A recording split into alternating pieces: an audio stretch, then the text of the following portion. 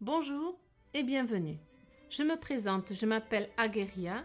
Je suis une ferme née voilà plus de 300 ans sur le village de Saint-Martin-d'Arbérou. Le magnolia qui se trouve dans la cour de la maison d'habitation peut vous en témoigner, lui aussi étant 3 fois centenaire.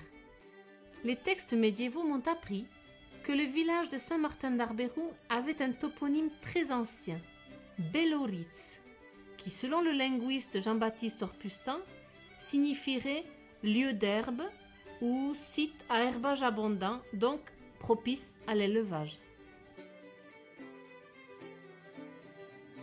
Au cours des siècles, plusieurs familles se sont succédées sous mon toit.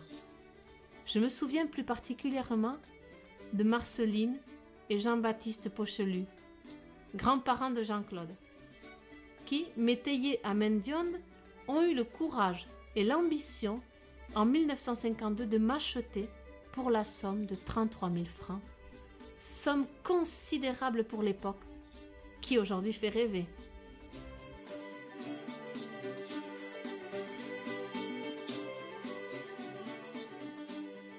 Ils sont donc arrivés le 11 novembre 1952, date à laquelle se faisaient tous les changements de ferme.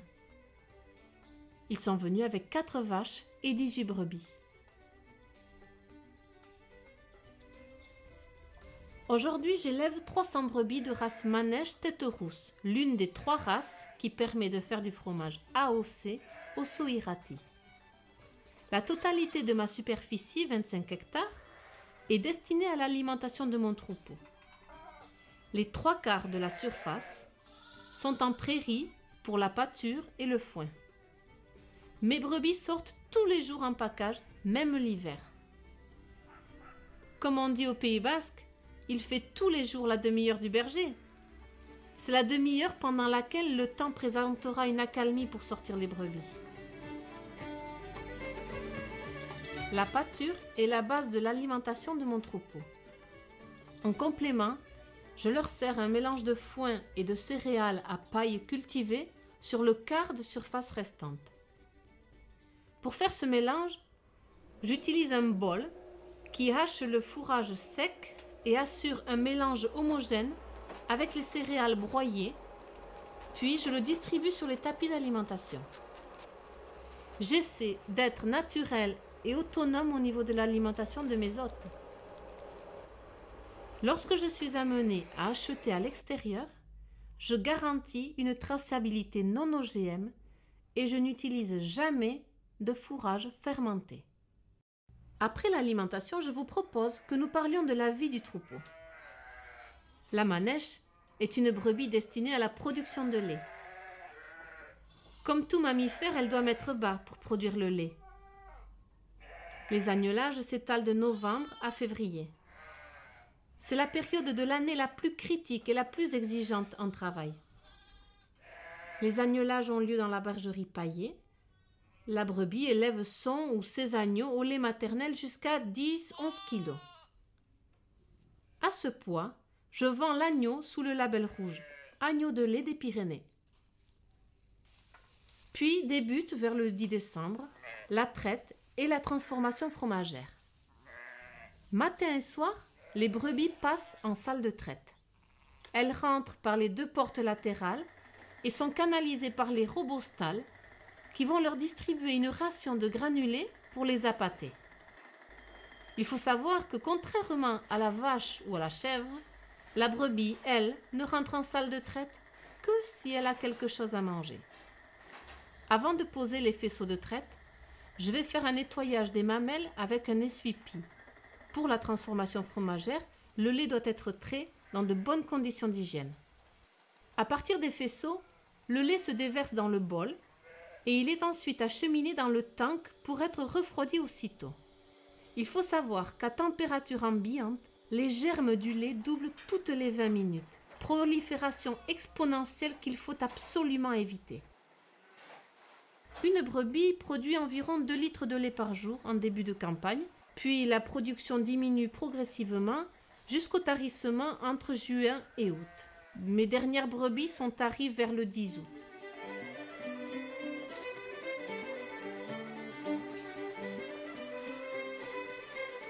Mais, me direz-vous, Que fais-tu du lait de brebis? Je fais du fromage au lait cru AOC Osso-Iraty. Pour faire le fromage, il faut un lait de qualité irréprochable. Je vais également faire des analyses de lait régulièrement auprès d'un laboratoire. Je fais le fromage tous les 2 jours, donc avec le lait de 4 traites. Le jour de la fabrication, avant la traite du matin, j'ouvre la vanne du tank où les 3 traites précédentes sont refroidies et le contenu descend jusqu'à la cuve de fabrication. Je mets ce lait en chauffe avec une préconisation de 22 degrés et le temps de la chauffe, je trais les brebis. Le lait de la dernière traite ne sera pas refroidi. Ainsi, il va ensemencer les traites précédentes en bactéries lactiques nécessaires à la fabrication du fromage. C'est le principe de la fabrication du fromage au lait cru qui fait ressortir les saveurs du terroir. Ensuite, le lait des 4 traites est chauffé à 30 degrés pour être emprésuré. La présure va cailler le lait en 3/4 d'heure environ.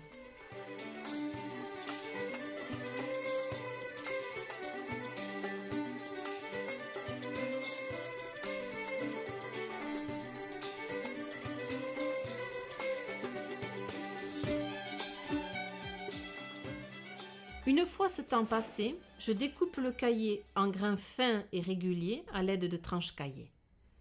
Le caillé ainsi découpé sera remis en chauffe jusqu'à 40 degrés pour sécher. Les grains de caillé transpirent et dégagent une partie du petit lait.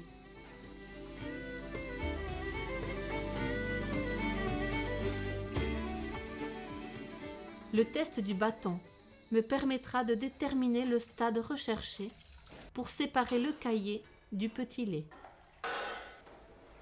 Je vais poser 2 grilles fines pour assurer ce travail de séparation. Je vais également assurer un pressage de la galette de caillé à l'aide d'une plaque perforée sur laquelle je vais poser des bidons pleins d'eau qui feront poids. Je prélève une partie du petit lait pour brosser les fromages et obtenir une croûte de couleur jaune-orangé. Le reste est utilisé en alimentation animale. Je nourris une dizaine de cochons au petit lait.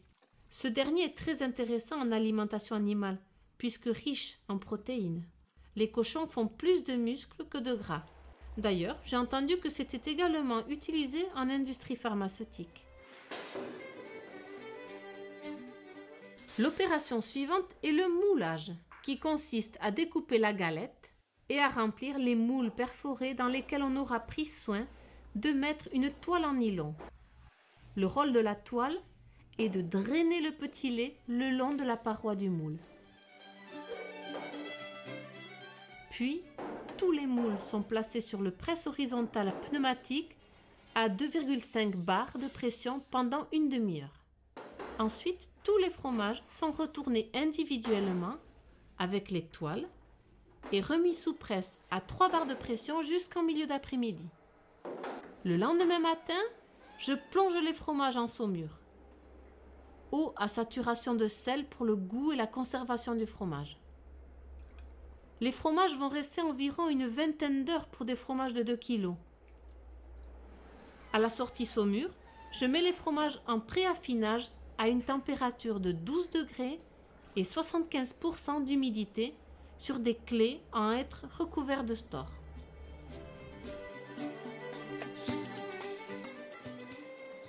Ensuite, je les identifie en écrivant la date de fabrication à l'aide d'un crayon alimentaire. Dans cette pièce, la croûte du fromage va se faire. Pour cela, pendant 20 jours, je vais retourner les fromages tous les jours et 2 fois par semaine, je vais les brosser au petit lait. Au bout de 20 jours, la croûte est faite.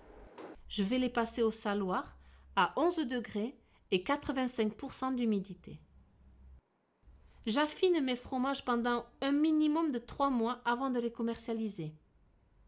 Une dernière chose, pour obtenir l'appellation Osso-Iraty, mon fromage doit passer en commission de dégustation. Il est noté sur différents critères. Il doit obtenir un minimum de points pour avoir l'AOC Osso-Iraty. D'ailleurs, je vous propose de le goûter. Ah, j'allais oublier de vous présenter mon gîte classé 2 épis et labellisé gîte de pays. La pièce principale au rez-de-chaussée, avec cuisine aménagée, coin salon, 2 chambres agréablement décorées de cadres de Ramiro Arrué et Partarieux, peintre du Pays Basque, une salle d'eau, WC indépendant, à l'extérieur un jardin clos avec salon de jardin, barbecue et un garage. Ne choisissez plus entre vacances, confort et passion, prenez les 3. Venez séjourner sous mon toit, je vous ferai découvrir et partager la passion de mon pays.